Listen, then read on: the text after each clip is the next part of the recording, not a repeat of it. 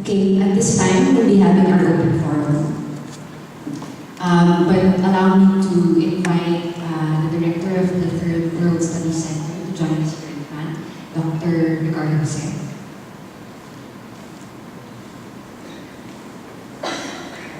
Okay, just some simple house rules in the open forum. When you ask, kindly share your name and affiliation and then ask your question. And perhaps to be efficient, maybe we can have several questions at a time and then allow our speaker to respond. So, Christine, former president of the National Press Council. This is not a question, but rather a comment on your last 5 minutes statement, particularly on the development of the U-shaped line. I have not really seen the records of what the Kuomintang Party and Chiang Kai-shek were trying to do. But I can actually surmise at that point in time, they had practically lost the civil war, and they were beleaguered in the area of Xiamen in Hainan Island. And Chiang Kai-shek had already known that sooner or later, shortly after that, they would be moving to Taiwan and put the Republic of China there. Although claiming the Republic of China as part of the Republic of China. I asked a retired naval officer, I could actually surmise it, what Chiang Kai-shek was trying to do was to make sure that in the event that he will try to recover mainland China, the Spratlys area in South China Sea would be a very, very strategic place to occupy. Actually, when the surrender documents were being negotiated after World War II, actually, Chiang Kai-shek succeeded in having the document states explicitly that Taiwan and the Spratlys would no longer, I mean, Taiwan would revert back to China, but the Spratlys was not so clear, although they succeeded in stating that Japan should abandon the Spratlys without that eventually being placed back to China or part of China, because Japan actually occupied the Spratlys during World War II. So I think that's the reason, and because you did not cite the reason that we particularly in the Navy have been taking off. Thank you.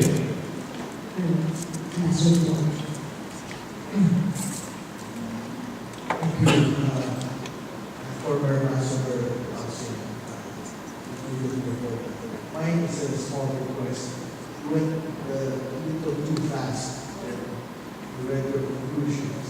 My cataract afflicted eyes simply were not able to catch the different conclusions, which I think are very important. So I can ask many questions. So maybe ask for thank you. That's all.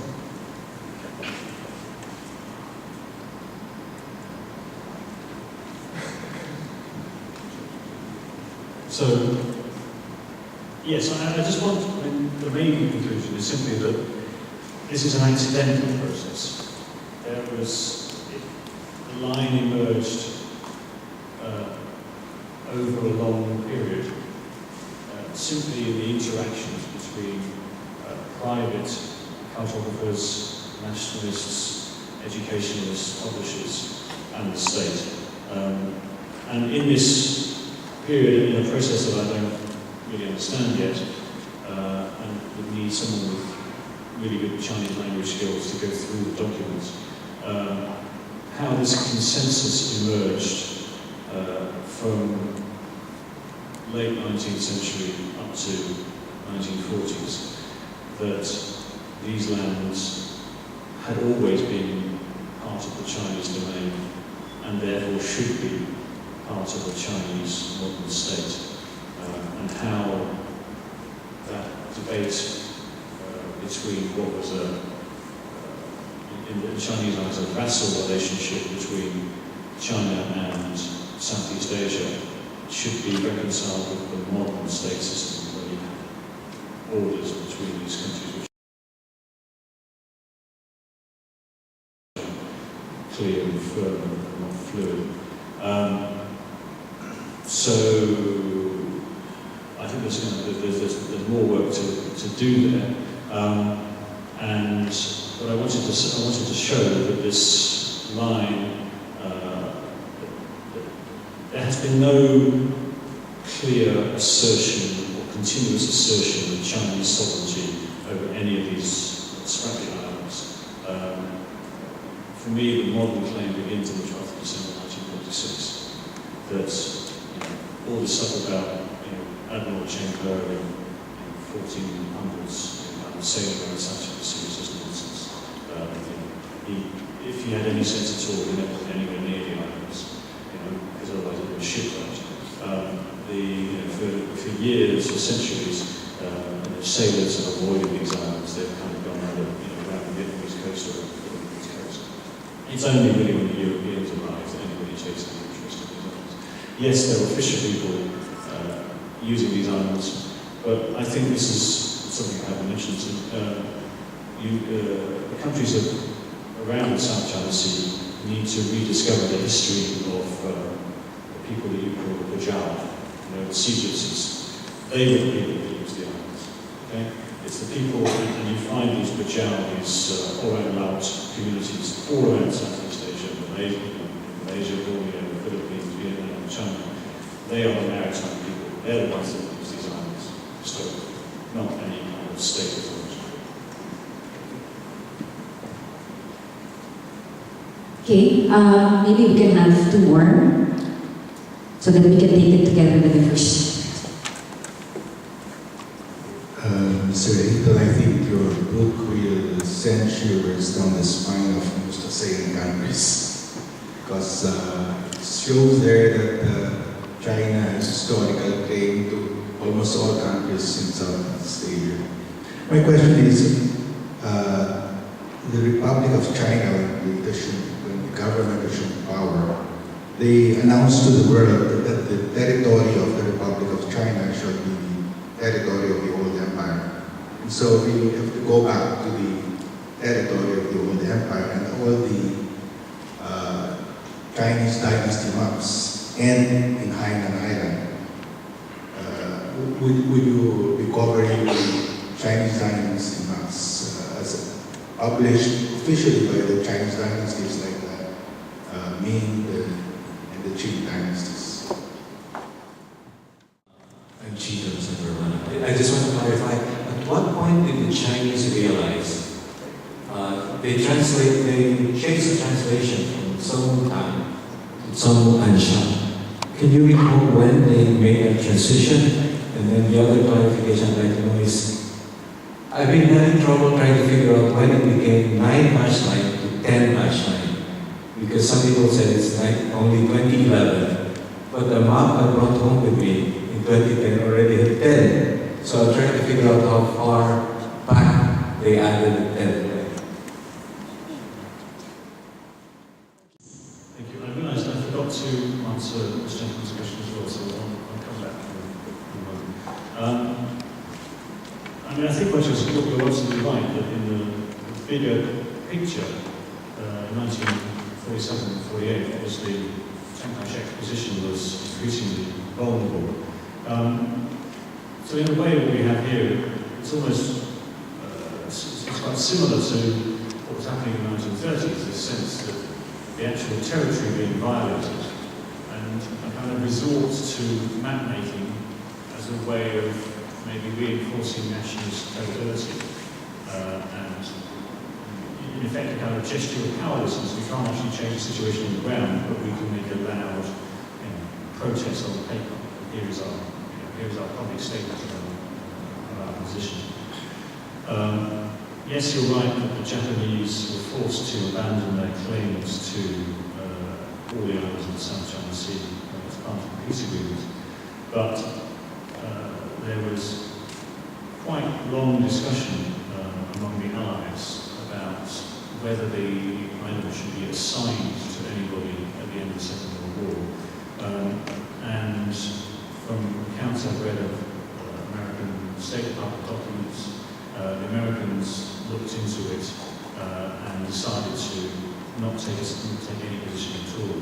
The French were pushing for their claims to be recognised, but obviously the Americans had to keep Champachek on board at the same time, so they avoided making any commitment. So the American position of not taking sides in the sea disputes has been pretty much consistent since 1945. And there are other imperial intrigues involved with the British and other things as well. It's a whole other story. But basically, the situation is left deliberately vague by the Allies at the end of the Second World War. In terms of maps of pre-modern Chinese dynasties, I mean, there's a whole area of a whole lot of talk here. In short, you have a sort of crossover between foreign maps, Chinese copies of foreign maps and Chinese maps. I mean, the maps that Chinese navigators used in sort of pre-modern periods or sort of modern periods were often rotters, simply with navigation, go from this point to this point, this point, this point, this point, this point. They weren't maps in the sense of a God's eye view looking down. And then you get other maps, which are produced for imperial courts, and then you get copies of Western maps. But what's interesting about many of the maps in South China Sea is that they feature islands that don't exist. There's the belief in the Wanli Shitang, the 10,000 league sands, which are assumed to stretch from the paracels all the way down the coast of Vietnam. And it wasn't until the British and French came along and sailed their ships straight across the South China Sea that people stopped believing in the existence of the Wanli Shitang. So when Chinese authorities say that early Chinese dynasties mapped the islands of the South China Sea, well, they mapped islands that didn't exist, because it's partly to do with belief in sort of geomancy, that there were lines of energy in the sea, and I'm not meant to go on this, but there were undersea mountains, and that these replicated the shapes of animals, and this sort of thing. And so the map of the sea, some of the maps of the sea that were drawn by Chinese authorities were based on kind of astrological geomancy, that kind of stuff, predictions of where islands should be if you follow energy flows and that kind of stuff. So that's often where some of these islands are emerged from. And it's obvious that some Chinese merchants did have knowledge of the sea because they sailed them, and they would have reported back their knowledge, but whether they had the skills to actually say this island is in this place, or whether it would take accurate latitude and longitude measurements, I think is in terms of the change of name, all we know is that in 1935 it was Zengwu Tan, and in 1947 it was Zengwu Nansha. So it was sometime between 1935 and 1947. Maybe that people check the maps again. I mean, that's the kind of thing that I'd like to know a little more about. All I can tell you was before 1947. And in terms of the addition to the 10th dash, I just came across a sort of a reference to it recently. I haven't looked into it as to exactly when it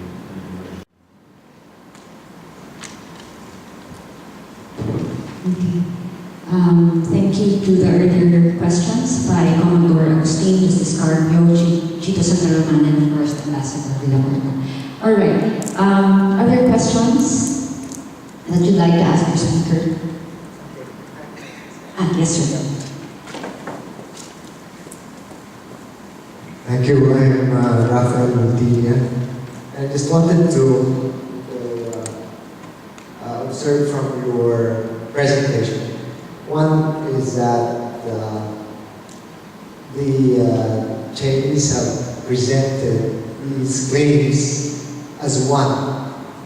So as much as possible, we would like to represent the claims of their sovereignty over the entire South China Sea as one, when in fact, I think from what you have described, they are actually separate. But by presenting them as one, then whatever evidence they can present with respect to, let's say, the parcels of the Spratlys, then they can use them to apply to the other parts of the South China Sea. So I just wanted your observation on that particular one, on that particular point. And secondly, on the U-shaped line,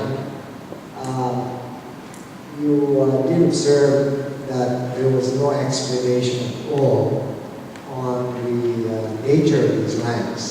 And so that's why when our Chinese friends asked why there was no protest from any other country when they formally presented their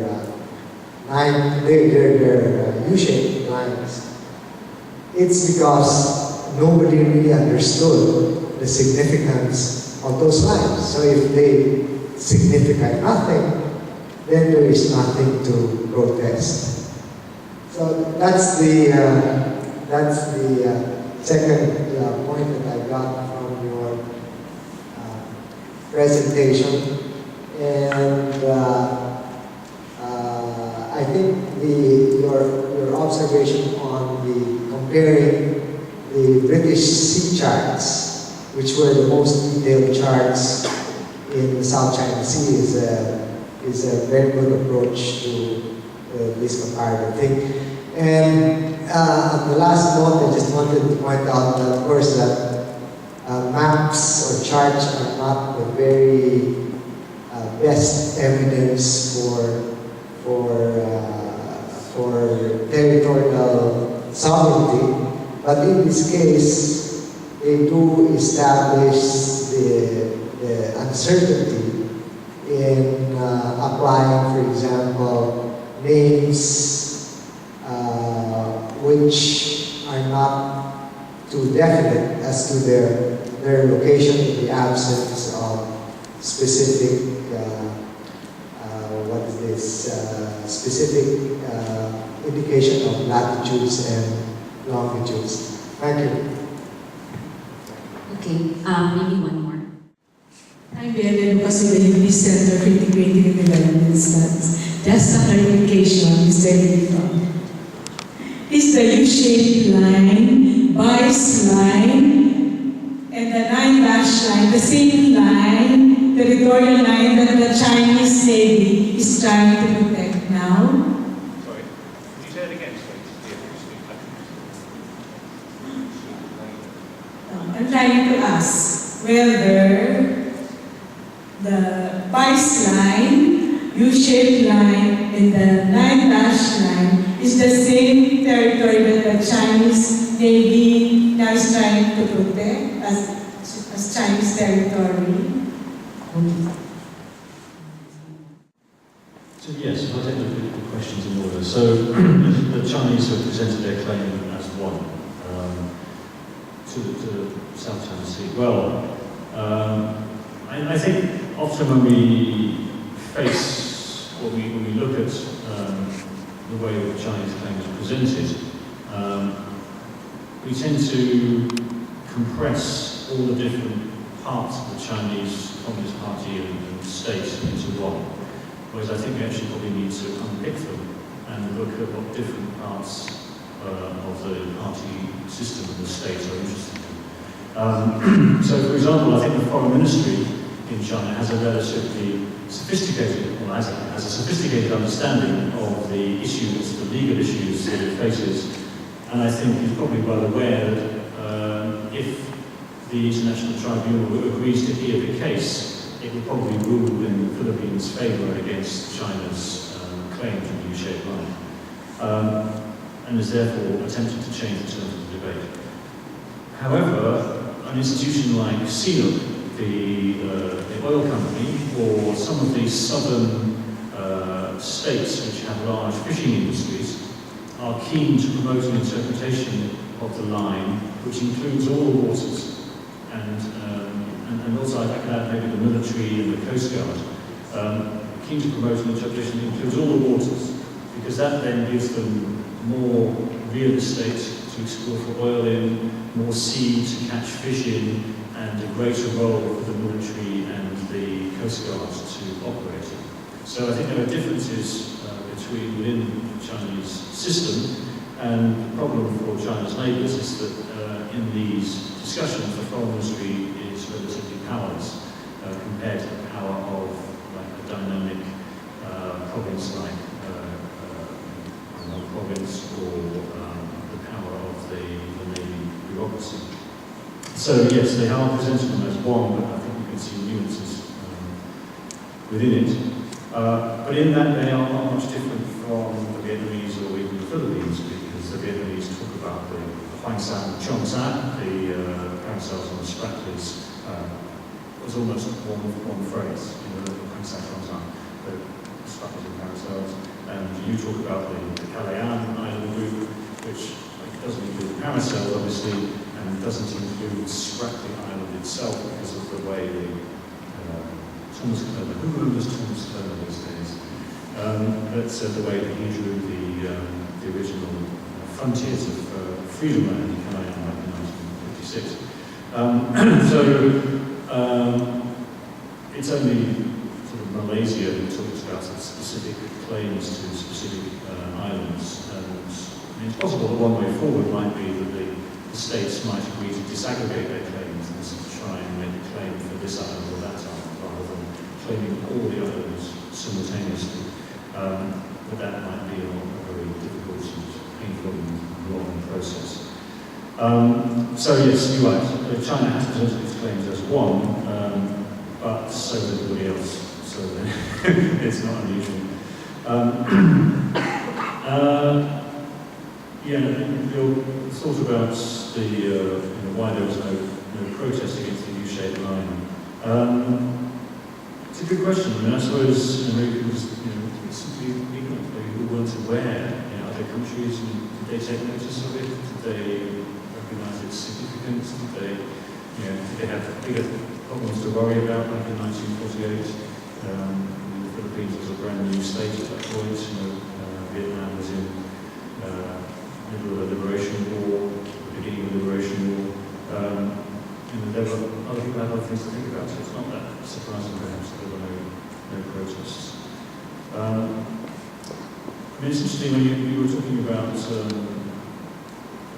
the names on the maps. I mean, there was, as far as I understand, a concerted attempt in the 30s to go and talk to fishermen from Hainan Island, from the Chinese nationalist side, and find out what they knew about the islands. But it seems that they didn't. I haven't been able to go through everything, but the names that were given to the features were not, as you might expect, by and large the names that the fishermen had used as traditional names. That's why they had to copy them from the British names. So you'd have thought that fishermen might have more traditional, big rock that looks like a bird kind of name. I'm interested to learn a little bit more about the research process. What were the main library sources, archives that you looked at in writing your book? And this was the key. I don't know if you had a chance to do extensive interviews. Maybe you could give us some idea of this.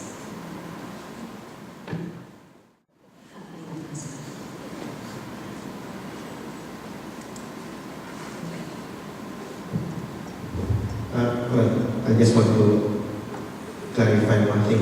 You mentioned that most of the maps in the early days of these Chinese maps were private enterprise maps. But in many cases, I think even if they're private enterprise, there is some government support or tacit support. If not, it might not be an official state map, but things like National Geographic, for example, would have had government support. So even though perhaps the government didn't have the resources to conduct its own mapping activities, but what is your reaction to this? Wouldn't that be actually a semi-government, this mapping society would have been a semi-government type of thing? Thank you. Yes, it could be. I'll ponder that while I answer Irene's question. A lot of what I was able to put into this presentation has come from already published material that hasn't been interpreted in this way before. The bits that I was able to sort of put together myself were digging around in the archives of Xinjiang for exactly what happened in 1973 with this when the French claimed the islands and caused the protests in China. I think I set out specifically, when I started to write the book, there were so many pieces of conventional wisdom written about the South China Sea that when you start to unpick them, you realise that their evidential base is incredibly thin. So many of us who worked in the South China Sea will be aware of Marvin Samuel's book, Contest of the South China Sea. And if anybody is really into this, there's a German academic, Dieter Heinzig, wrote a paper about the South South China Sea, which was published in 1976. But when you look at some of the key references in both those two publications, you find that most of them, pretty much all of them, stem from 3 articles published in the Chinese press in April and May of 1974. So the thing about the significance of April and May 1974 is that this is immediately after the Chinese occupation of the Paracel Islands, or the half of the Paracel Islands that it didn't occupy before. So these are clearly pieces of writing which are intended to justify the Chinese operation in the Paracel Islands. So they're obviously going to be, from my mind, they're going to be partisan pieces, putting together as much sort of ideological justification as you can for things that have happened about 2 months beforehand. Now it may well be that they are well-founded pieces of academic research. I haven't been able to track down the original documents, but I suspect they're not. And therefore, if you're going to use any material based on those 3 magazine articles, and the problem is that so many people have then taken what Marvin Samuels and Dieter Heinzig have written as sound evidential base, that they haven't gone back beyond that to look at the references that those are based on and the references that those are based on. So, it's a question of, I don't speak Chinese, so I can't go back to the Chinese text, but other people have been digging around in early 20th century Chinese history to be able to pull out the strands. William Callahan, Francois here, and Ulysses Granados and other people. It's simply a question of drawing the strands together. And then little wonderful pieces like sitting in the canteen at the University of Essex with my wife's Chinese PhD students and going down the list of names and realising what some of them meant and where their names had changed and that sort of thing. So that's a rather haphazard process of getting an insight. So yes, a scepticism towards sources is what's kind of pushed me down this route. And there's still more to dig out, I'm sure. Still haven't tracked down the original source of the clipping of this idea that the Chinese government did make a diplomatic protest to the French in 1933. And where does that start to enter the literature? Who says it? I can't find the basis for it, but maybe there is something. I fully admit that I don't have the Chinese language skills to really thoroughly examine this, but I'm hoping that other people will. And I'm happy to be corrected if people can correct me. In terms of state backing for the private company, it's a chaotic period in Chinese history, sort of in the 1920s, 1930s. So who is the state? Would be a very good question at this point. and whether there are overlaps in terms of memberships of organisations that then go on to form governments and parties and alliances and whatever. You could be right, but I'm afraid I don't know.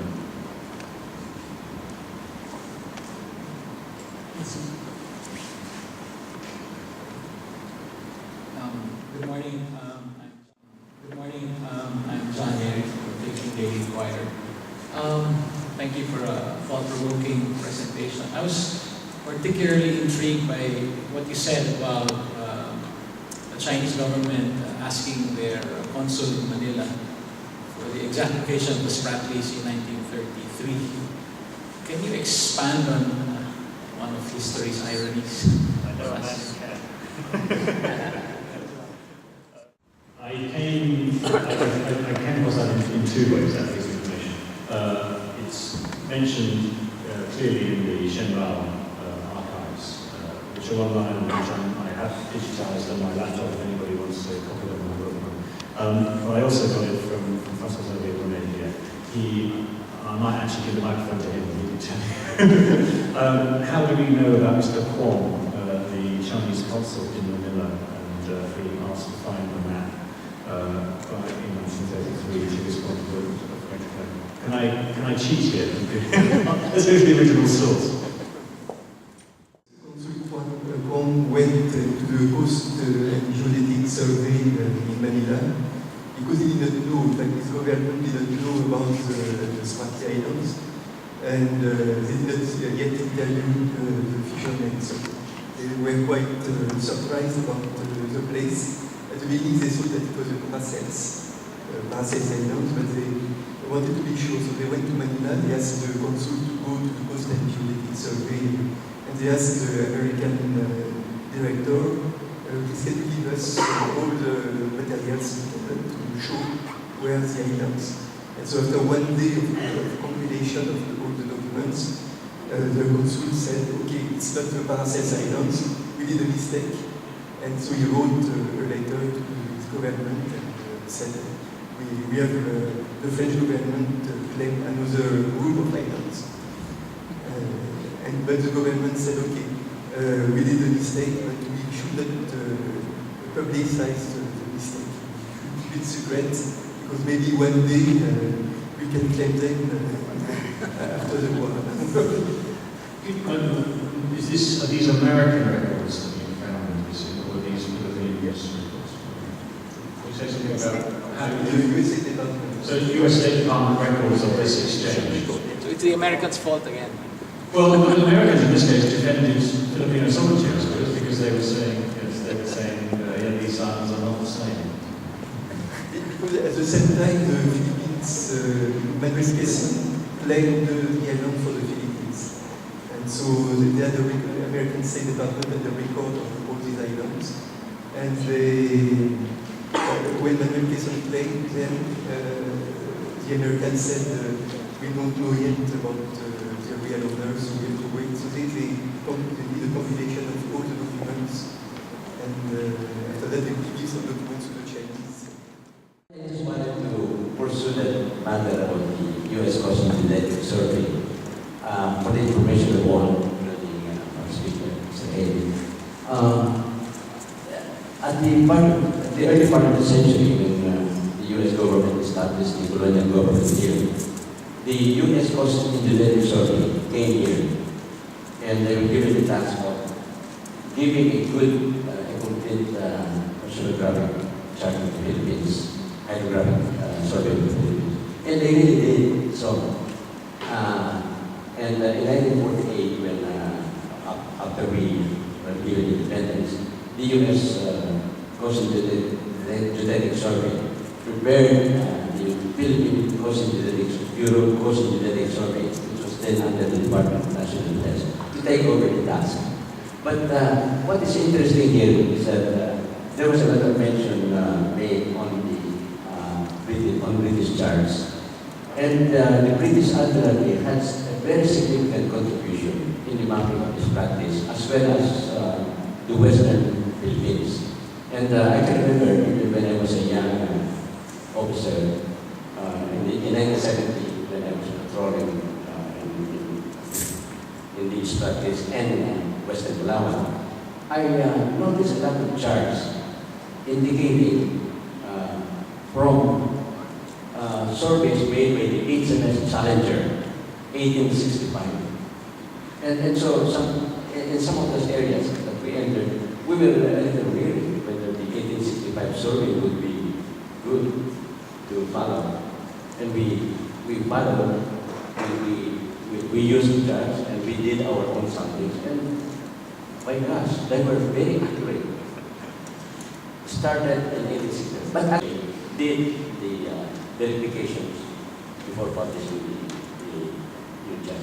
So therefore, most of those charts really came, most of the surveys of this practice. That's why international seafarers used either British source or US source, and there was really no mention of ownership on this practice. Many of them had designs dangerous ground, and in particular, naval officers are always given charts that indicated jurisdictions, because that's very important, because entering jurisdiction of another country has some diplomatic repercussions.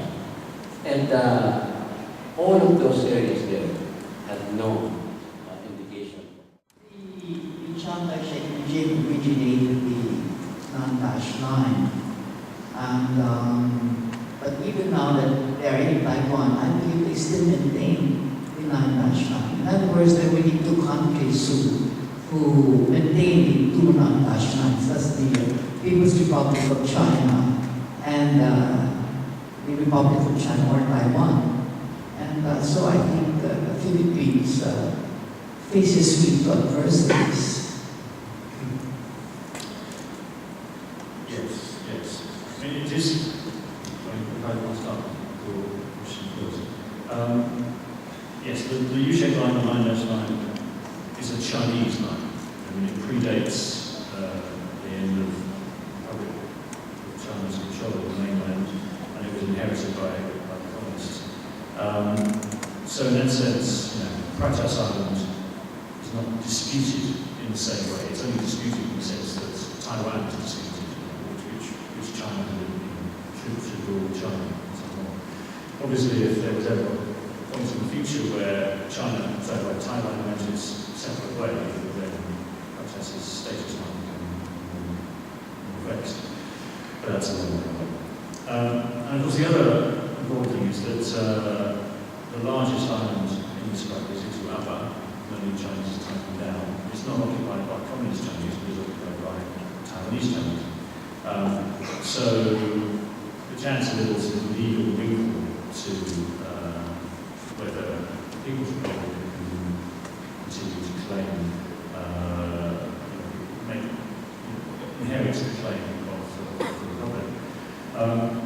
In the same way, Vietnam has the same problem, whether the Democratic Republic of Vietnam and the Republic of Vietnam in the south, whether they were both predecessors of the current socialist republic or not.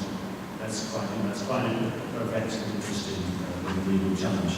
So because the north and the south, if you like, to use the shorthand, took different positions at different times. So yes, so the fact that Taiwan does have this similar claim. I think it's a problem for the resolution of the dispute, because obviously if the Beijing Chinese authorities start to back down in the dispute, then they are laying themselves open to criticism from the Taiwanese Chinese that they're selling out the country and the like and stuff.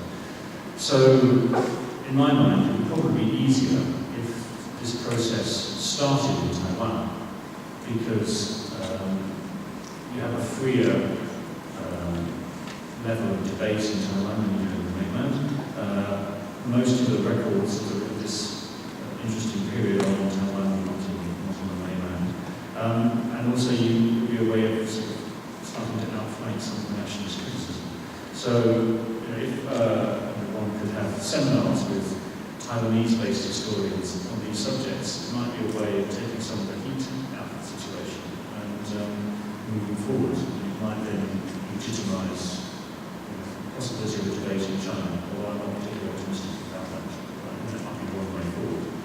So perhaps I should encourage academics here to engage their Taiwanese historian colleagues in a genuine discussion about all of these issues and to learn a little bit more about how to do it. Just a quick comment on your comment about the maps. Am I allowed to feel proud about the work of British imperialists? There's a little secret bit of history here, which is in the run-up to the Second World War. The British and the Japanese were secretly surveying the islands without telling anyone. And so there are actually better maps than were publicly available in defence military archives. So the British actually knew a lot more about the islands than their public maps actually gave, because they were thinking that they were useful at some point in the future. And the Japanese too. There's an academic paper that's been written about it, which I read a long time ago. I'm sure there are still questions, but unfortunately, we ran out of time. But don't worry, we still have an afternoon session. So please come and join us still. And for now, we'll have to wrap up. And at this point, I'd like to invite Dr. Ricardo Jose, the director of the Third World Studies Center, to give his closing remarks. Okay, well, firstly, I'd like to thank Bill for coming over and presenting the preliminary results of his research. When we were asked to co-sponsor this event, I asked immediately if the book was available already because I wanted to read it. And I found out to my dismay that the book will only be coming out later this year, I think about September or so. I think we all look forward to this. I think this morning's presentation was an eye-opening presentation to most of us. It presented a historical survey of the evolution of the Chinese claims and particularly map making. We've only seen part of the story, of course. We see it from our point of view most of the time, the government's point of view. So this is an eye-opening point of view because this is from Chinese maps and it tries to go into the chronological development of the claims of the Chinese and their understanding of the area. I think there were many particularly new points that were brought out. I benefited from it. The fact that the Chinese names are actually translations of English names, for one. That was quite an interesting point. And again, there are more questions, of course. I'd like to go back to one of his conclusions, which is that more research is necessary. And indeed, more research, I think, is very much necessary, especially at this point in time, to clarify things, to look into other aspects of the claims, and to actually have more solid ground to understand. But anyway, I think the presentation this morning was very important in the sense that it provided more understanding into the issues involved, how old some of the claims were, and for those of us interested in maps and map making, a lot of the politics into map making as well. This afternoon we're going to have another session that will continue that trend, and so for those of you who are not familiar, there are map collectors in the Philippines. We have a number of them here actually, and it's an interesting subject. But again, in the making of maps, there is a lot of politics behind it. There's a lot of propaganda, perhaps you might even say, in it. And I think it's been very well stated before that to tell where a map is made, you look at what country is in the center of the map, and you'll see who made the map. And so that's just part of the politics of the whole thing. I think all of us benefited this morning from the presentation, and we look forward to your book. We hope it will be available here as soon as it comes out. Thank you very much, and thank you all to the audience for participating in the discussion. Good morning.